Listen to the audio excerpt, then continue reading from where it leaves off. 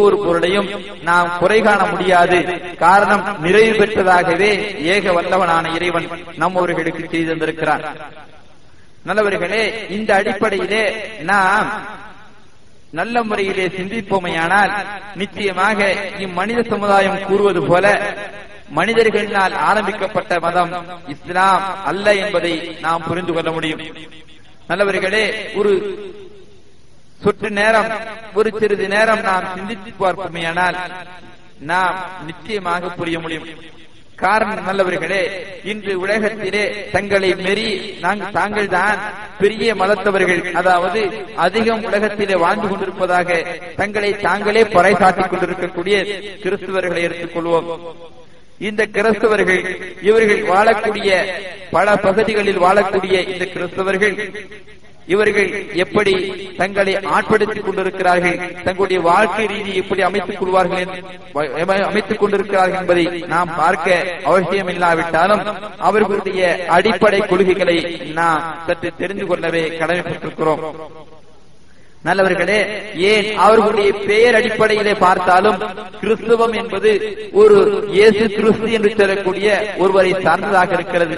ஏன் உலகத்தில் தோன்றிய அத்துணை மதங்களும் ஒரு நபரையோ அல்லது ஒரு ஊரையோ அல்லது ஒரு கூட்டத்தினரையோ இப்படி சார்ந்ததாகவே இருக்கிறது என்பதை நம்மால் புரிந்து கொள்ள முடியும்.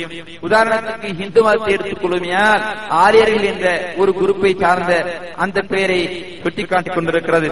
அதுபோன்று புத்த மதத்தை எடுத்துக் கொள்ளுமையானால் புத்தமகான் சொல்லக்கூடிய ஒருவரை அது கூறிக்கொண்டிருக்கிறது. அதுபோன்று யூத மதம், இதுபோன்று உலகத்தில் தோன்றி மறைந்த இன்று தோன்றிருக்கின்ற அத்துணை மதங்களும் ஒருவரையோ ஒரு ஊரையோ அல்லது ஒரு குறிப்பிட்ட ஒரு கூட்டத்தினரையோ குறித்துக் கொண்டிருக்கிறது என்பதை நாம் காண முடிகிறது.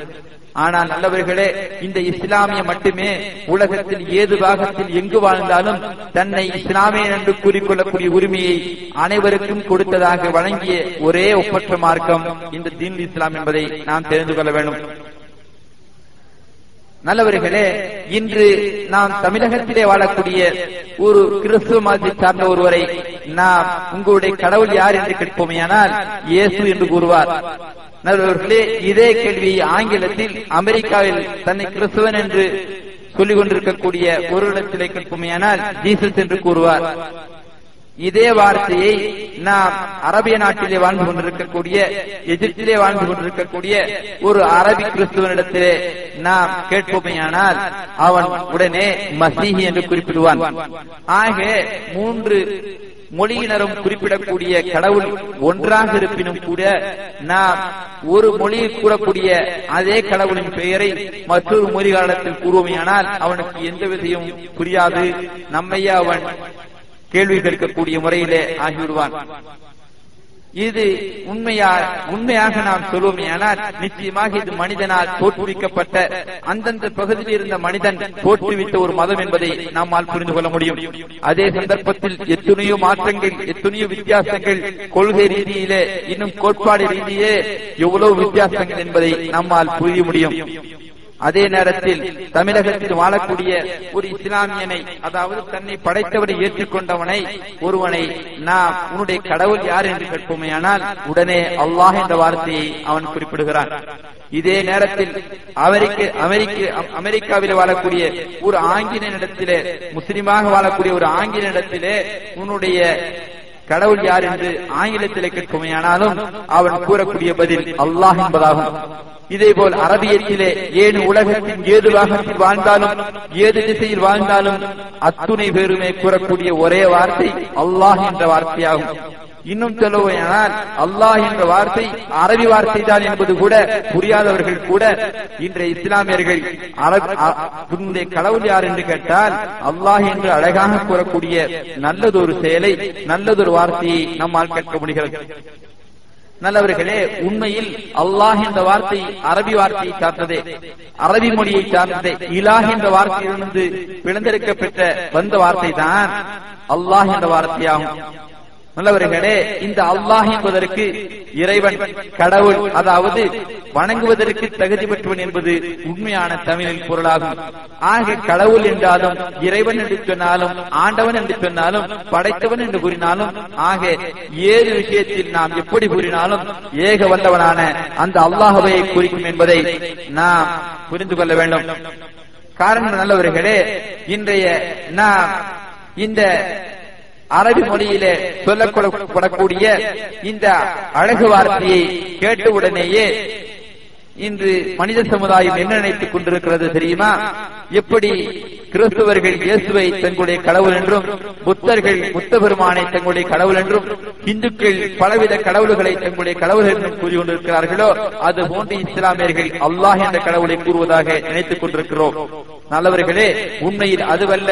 நிச்சயமாக சத்தியமாக கூறுமையானால் இஸ்லாம் சொல்லக்கூடிய அல்லாஹ் என்று சொல்லக்கூடிய இந்த வார்த்தை உலகம் அத்துணையும் அவன் இந்து மதத்தை சார்ந்தவனாக இருப்பினும் சரி, கிறிஸ்துவ மதத்தை சார்ந்தவனாக இருப்பினும் சரி, ஏது மதத்தை சார்ந்தவனாக இருப்பினும் சரி, அது எந்த விலங்குவினமாக இருந்தாலும் சரி, எந்த தாவர இனமாக இருந்தாலும் சரி, ஏது விஷயங்களும் எல்லா பொருட்களையும் படைத்து வளர்த்து பரிபாலிக்கக்கூடிய, பரிபக்குவப்படுத்தக்கூடிய ஏக இறைவனான அந்த அல்லாஹ் என்ற வார்த்தை தான் எல்லாவற்றிற்கும் எல்லோரையும் படைத்து பரிபாலிக்கக்கூடிய அந்த ஏக வல்லவனை குறிக்கிறது என்பதை நாம் புரிந்து கொள்ள முடியும். ஆக நல்லவர்களே, இஸ்லாமியர்கள், இஸ்லாமியத்தை ஏற்றுக்கொண்டவர்கள், அவர்கள் கூறக்கூடிய அல்லாஹ் என்ற வார்த்தை உலகம் பூராவற்றையும் படைத்து பரிபாலித்து வளர்த்துக் கொண்டிருக்கின்ற ஏக வல்லவனை குறிக்கிறது என்பதை நாம் புரிந்து கொள்ள வேண்டும். ஆக இந்த வார்த்தை நாம் உலகெங்கிலும் எங்கு சென்றாலும், உலகத்தின் ஏது பாகத்தில் வாழ்ந்தாலும் ஒரு இஸ்லாமியன் கூறக்கூடிய இந்த வார்த்தை நாம் கேட்க முடிகிறது. நல்லவர்களே, உண்மையில் இந்த நேரத்தை நாம் எடுத்துக் கொள்ளுமையானால், அதாவது நாம் வாழக்கூடிய இந்த 20ஆம் நூற்றாண்டை எடுத்துக் கொள்ளுமையானால், இன்று நவீனம் நிறைந்து வாழக்கூடிய காலம். இப்பொழுது நாம் நினைத்தால் இந்த ஒரு மணி நேரத்திலே நாம் மற்ற நாடுகளுக்கு சென்று நிச்சயமாக நாம் பலவித பிரச்சாரங்களை மேற்கொள்ள முடியும். ஆனால் நல்லவர்களே, கிட்டத்தட்ட 1400 ஆண்டுகள், ஏன் அதைவிட அதிகமான ஆண்டுகளுக்கு முன்னால் இந்த மனித சமுதாயம் ஆரம்பத்திலிருந்தே உருவாக்க பெற்ற, இறைவனால் கொடுக்க பெற்ற இந்த தீன் இஸ்லாம் எப்படி வளர்ந்தது? நல்லவர்களே, ஒரு மனிதன் முயற்சித்தானே ஆனால் நிச்சயமாக எந்த நவீனமும் இல்லாத அந்த காலத்திலே உலகம் பூராவும் சென்று அவன் உன்னுடைய கடவுள் அல்லாஹ் என்று கூறி வந்திருக்க முடியுமா என்றால் நிச்சயமாக கற்பனை செய்தால் கூட நமக்கு கிடைக்காது. ஆக நல்லவர்களே, இதிலிருந்து நமக்கு என்ன புரிகிறது என்று சொன்னால், ஏக தெய்வமான ஒரே இறைவனுடைய அங்கீகாரம் பெற்ற ஒரு மார்க்கம் இருக்கிறது என்று சொன்னால் அது தீன் இஸ்லாம் என்பதை நாம் உணர முடிகிறது.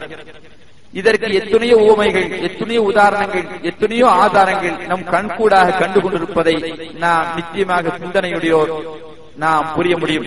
இதற்கு தான் இஸ்லாம் தன்னுடைய திருமறையிலே இன்ன தீன இன்தல்லாஹில் இஸ்லாம், உலகத்தில் எத்தனையோ மதங்கள் கொண்டிருக்கலாம், ஆனால் அத்துணை மதங்களிலும் இறைவனால் அங்கீகாரம் பெற்ற ஒரே மதம், ஒரே மார்க்கம் இஸ்லாம் என்பதை இந்த இஸ்லாம் நம்மவர்களுக்கு எடுத்துவதி கொண்டிருக்கிறது. நல்லவர்களே, உலகத்தில் வாழக்கூடிய இஸ்லாமியர்கள் தங்களை படைத்தவனுக்கு கட்டுப்பட்டவர்கள் என்று பெயர் வைத்துக் கொண்டிருக்கக்கூடிய இவர்கள் வணங்கக்கூடிய ஒரே விஷயம், வணங்கக்கூடிய ஒரே ஏக வல்லவனான அந்த அல்லாஹ்வை வணங்குவதற்காக அவர்கள் முன்னோக்கக்கூடிய